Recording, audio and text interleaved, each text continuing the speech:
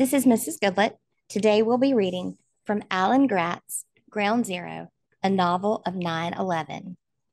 Chapter 20, Rashmina Gone. Rashmina ran to look over the edge of the mountain where Passoon had aimed his rifle, and she pulled back in surprise. The American camp, the one Passoon had shot at years ago, was abandoned now. The Taliban had torn down the tin roofs and painted insults on the rock barriers, but nobody was there. The Americans had packed up and left. The ANA still had base in the province, but not the Americans, not anymore. Ha, Rashmina said. Look, all that shooting, all that fighting, and for what? Neither side won anything, and neither side lost anything, except lives. We won, Passoon told her. We drove them out. Out of what? Why? Nobody lives here, Rashmina cried. We're in the middle of nowhere. There's no water, no food, nothing for animals to graze on. Nobody really wants this place. Not the Americans and not the Taliban either. They just wanted to fight. It's like it's all some big game. Bassoon aimed the rifle at the old camp and pulled the trigger. Pow! Rashmina put her hands over her ears. Bassoon, what are you? Bassoon fired again. Pacow! What was he doing? There was nobody down there. Pacow! The old Soviet rifle echoed down through the valley. Suddenly, Rashmina understood. I'm going to call the Taliban, Passoon had said, which was silly because neither of them had a phone. But if Passoon couldn't call the Taliban on the phone, he could call them with a rifle. He'd make them come to see who was shooting. Rashmina grabbed the rifle and tried to pull it from Passoon's hands. Passoon, don't! Rashmina pleaded. You don't know what you're doing. I do too, Passoon said as they tussled. I'm doing what you and Baba would have done in the first place. I'm going to tell the Taliban there's an American soldier in our house. Passoon was too strong for her. He wasn't going to give up the gun. Rashmina tucked a foot around his leg and tripped him, and they fell to the ground with a thud. The rifle slipped from Passoon's fingers, and they fought for it, kicking and shoving and wrestling each other, and not in the playful way that they had that morning. This was desperate, vicious. Rashmina felt like she was fighting for her life. Passoon pushed her away with his foot and got enough separation from her to stand. He held the gun to one side, barrel pointed at the ground, and panted to catch his breath.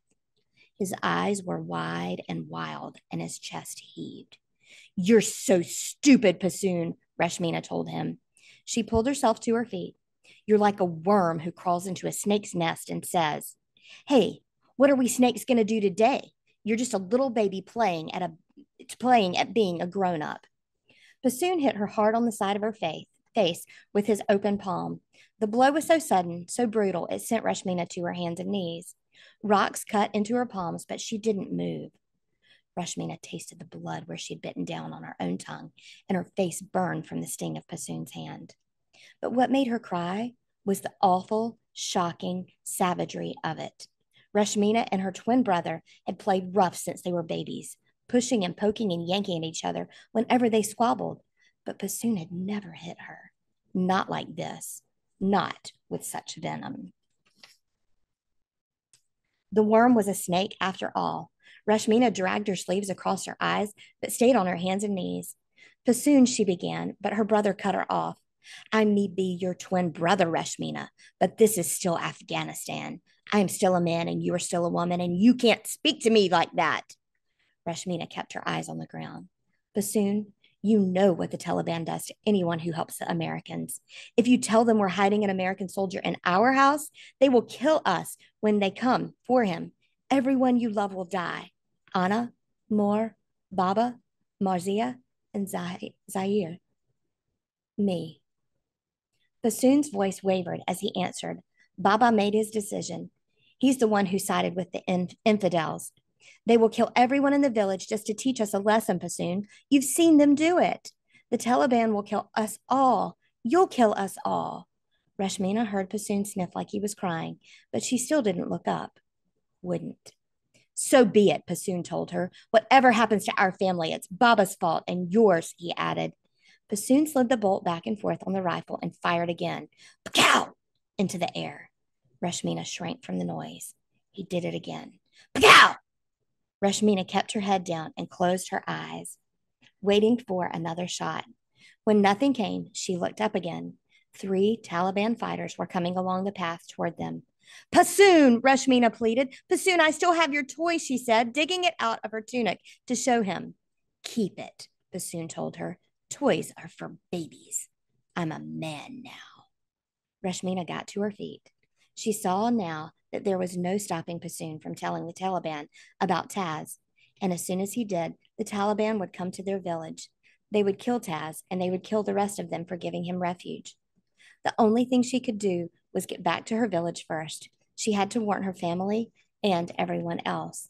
Rashmina turned and ran down the steep hillside, tumbling and falling and hitting every rock and bush along the way. She slid to a stop in a narrow ravine, but could still see the Taliban up above. They were almost to her brother. Rashmina wrapped her scarf around her head and stumbled away, sobbing. All she wanted to do was to sit down and cry, but she had to hurry. She hurt all over from her rough descent, and her face still burned where Passoon had struck her. But it was the loss of her brother that hurt worse than anything.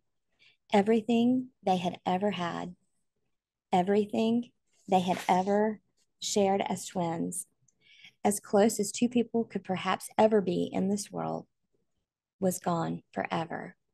Rashmina glanced over her shoulder one last time. Passoon was talking animatedly with the Taliban and pointing back in the direction of their village.